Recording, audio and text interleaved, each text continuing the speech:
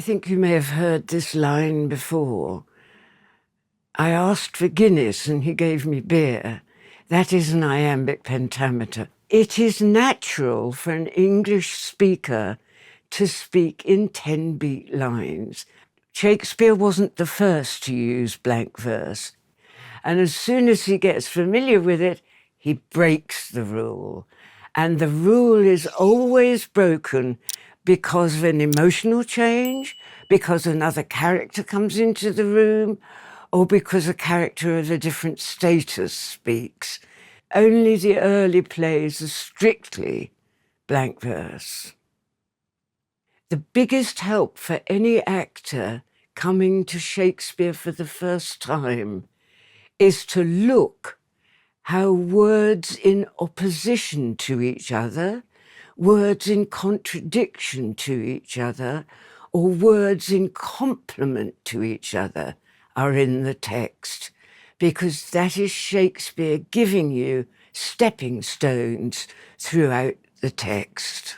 There's no right or wrong, there's only clearer.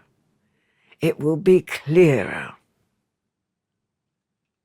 When in disgrace with fortune and men's eyes, I all alone beweep my outcast state, and trouble deaf heaven with my bootless cries, and look upon myself and curse my fate, wishing me like to one more rich in hope, featured like him with friends possessed, desiring this man's art and that man's scope, with what I most enjoy contented least. Then in these thoughts myself almost despising, haply I think on thee, and then my state, like to the lark at break of day arising from sullen earth, sings hymns at heaven's gate. For thy sweet love remembered, such wealth brings, that then I scorn to change my state with kings.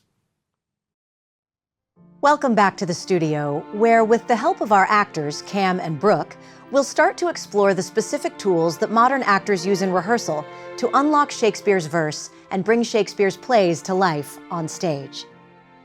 Today's actors must figure out how to honor the complex language Shakespeare wrote for his characters while still making it sound natural and spontaneous. For most actors, this takes a lot of practice. And just like an audience member attending a Shakespeare play for the first time, actors approaching Shakespeare sometimes find the verse a bit intimidating at the beginning of their training. Brooke and Cam, I'm curious whether that was true for you. Well, I think it's interesting because, yes, it is a challenge to grasp onto the heightened language in the beginning, but I think with more experience and skill building and practice, like you say, you learn a whole lot more about how Shakespeare left in certain cues and breadcrumbs to lead you down the way. And eventually you can learn how to act it well. Great. Brooke? I think the biggest challenge is just making sure that the audience understands you, and also the biggest fear, can they get the story? Am I communicating the language clearly to them? But as Cam said, there's breadcrumbs throughout, and if you honor and respect and trust that the language is there, then it starts to feel more natural. Yeah, I agree. At the beginning of my career, when I started to act Shakespeare, at first I also felt like the rhythm of the verse trapped me a little bit. I was afraid it would sound sing-songy or unnatural, because when I spoke it aloud, I wanted to hit the rhythm in which it appears on the page. But as I gained more experience over time, I realized that the rhythm of the verse was actually just there to support my acting and not to hinder it. It gives you more freedom than actually... Yeah, it provides the freedom to work within that structure. So let's talk about how the verse itself works and begin exploring how actors decode it. First of all, Shakespeare writes his plays in a form called blank verse, also known as Iambic Pentameter.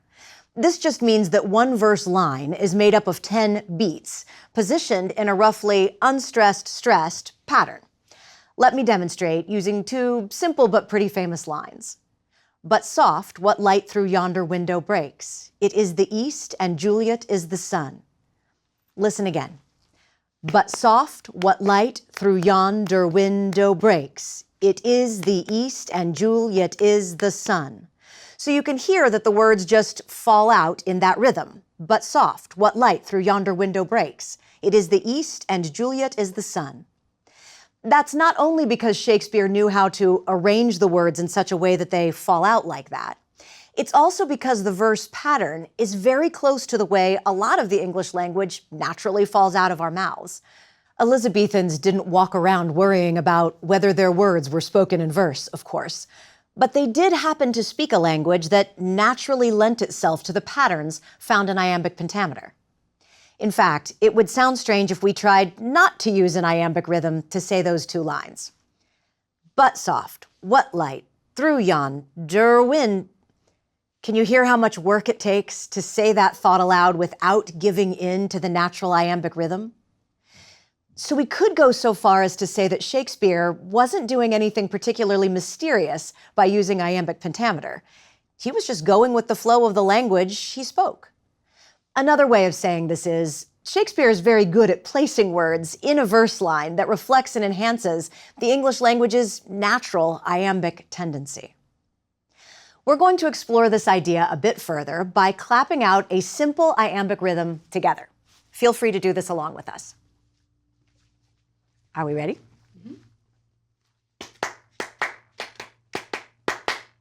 Ba-bum, ba-bum, ba-bum, ba-bum, ba-bum. Ba-bum, ba-bum, ba-bum, ba-bum, ba-bum. Ba-bum, ba-bum, ba-bum, ba-bum, ba-bum. If you keep doing this, you might find that you can think of simple thoughts that fall out with that rhythm just because of the way we pronounce and stress certain syllables in the words we use every day. For example, ba-bum, ba-bum, ba-bum, ba-bum, ba-bum.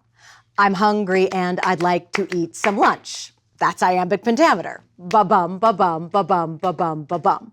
So Brooke and Cam, can you think of a couple sentences that fall out in iambic pentameter? Ba-bum, ba-bum, ba-bum, ba-bum, ba-bum.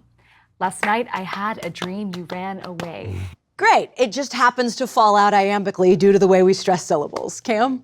I'm sleepy, so I need to take a nap. But if I sleep too long, it could be bad. What else do you notice about the rhythm of the verse? Ba-bum, ba-bum, ba-bum, ba-bum, ba-bum. It mimics the rhythm of the human heartbeat, doesn't it? So not only does the English language often happen to fall out of our mouths in iambic pentameter anyway, but we're also carrying iambic rhythm around in our bodies all the time. We just didn't know to call it that. One more thing. I find Shakespeare easier to memorize when I'm in motion, so sometimes I pace the floor while I'm working on memorization. And at some point I realized while doing that, but soft, what light through yonder window breaks. Heel toe, heel toe, heel toe, heel toe. It turns out that Shakespeare is also utilizing a rhythm that we carry in our footfalls. If actors can learn to think of Shakespeare's verse form, blank verse, as something that they already carry in their physical bodies, rather than a rule they have to learn, they can start to make his language their own. Now, we don't want to get too hung up on the rhythm of the verse right away. Shakespeare does a good job making that work, and he doesn't need the actors to overdo it. And we now understand that the rhythm is already in us as English speakers anyway.